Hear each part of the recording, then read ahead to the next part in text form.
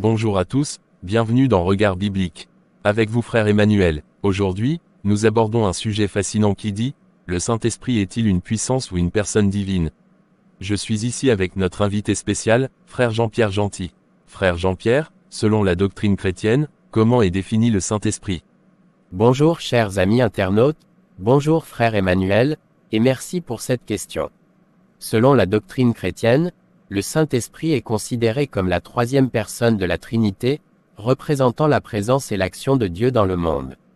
Intéressant. Maintenant, le Saint-Esprit est-il plutôt perçu comme une puissance ou une personne divine dans la Bible, frère Jean-Pierre?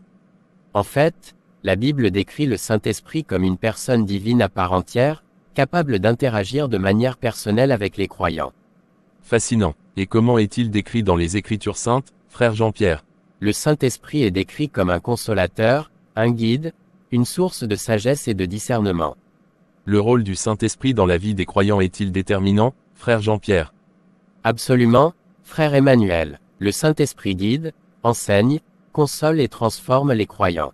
Il les aide à comprendre les Écritures et à vivre une vie conforme à la volonté de Dieu. Parfait. Et y a-t-il des références bibliques solides qui soutiennent l'idée que le Saint-Esprit est une personne divine, frère Jean-Pierre? Oui, la Bible présente le Saint-Esprit comme doté de qualités personnelles telles que l'intelligence, la volonté et la capacité de communiquer. Des passages comme Jean 14 verset 26 et 1 Corinthiens 2 verset 11 soulignent cette personnalité divine. Que dit Jean 14 verset 26? Jean 14 verset 26 dit, « Mais le Consolateur, l'Esprit Saint, que le Père enverra en mon nom, vous enseignera toutes choses, et vous rappellera tout ce que je vous ai dit. » Merci pour ces éclaircissements, frère Jean-Pierre. La discussion est captivante pour moi. Maintenant, quelle différence principale distingue la perception du Saint-Esprit en tant que puissance de sa perception en tant que personne? La principale différence réside dans le fait que considérer le Saint-Esprit comme une puissance le limite à une force agissante, tandis que le percevoir comme une personne lui accorde des qualités personnelles telles que l'intelligence, la volonté et la capacité d'interagir d'une manière intime avec les croyants. Donc, celui qui considère le Saint-Esprit comme une puissance, risque de ne pas avoir une relation avec lui, en le considérant comme une énergie manipulable alors qu'il devait lui obéir, n'est-ce pas?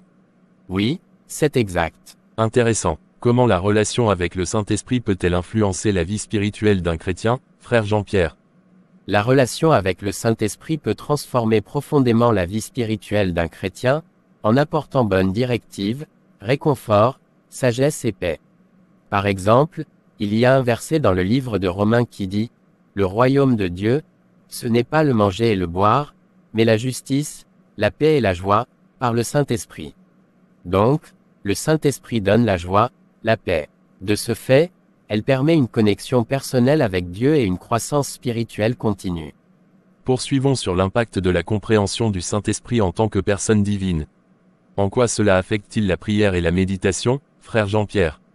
Une compréhension du Saint-Esprit en tant que personne divine peut enrichir la prière et la méditation en permettant une approche plus intime et personnelle de la relation avec Dieu.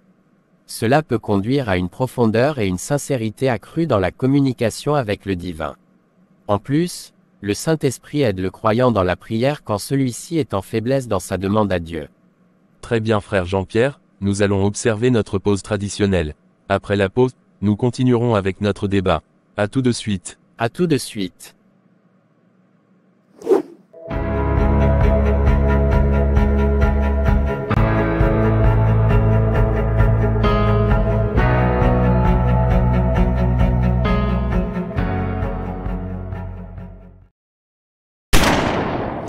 De retour après notre pause traditionnelle, nous allons continuer avec notre débat sur le Saint-Esprit.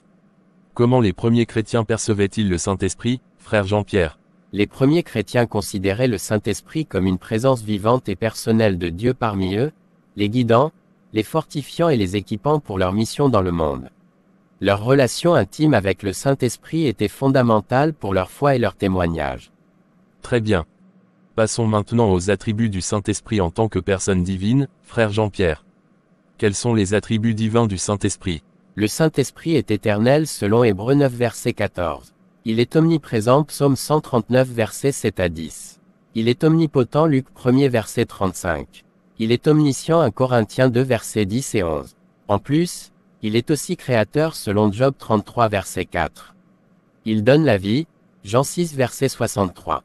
Et le texte de la Bible, le plus convaincant sur la divinité du Saint-Esprit est Actes chapitre 5 versets 3 et 4. On va terminer frère Jean-Pierre, notre dernière question est la suivante. Quelles sont les œuvres du Saint-Esprit dans la vie des croyants? D'abord, le Saint-Esprit produit la nouvelle naissance, Tite 3 verset 5. Il affranchit du péché, Romains 8 verset 2. Il fortifie Éphésiens 3 verset 16. Il témoigne aux croyants qu'il est l'enfant de Dieu, Romains 8 verset 16. Il produit des fruits spirituels chez le croyant, selon Galates 5 verset 22. Merci frère Jean-Pierre, il y a tellement de choses à dire sur le Saint-Esprit. Cependant, nous allons nous arrêter là pour aujourd'hui. Bien avant de terminer, un dernier mot sur le sujet.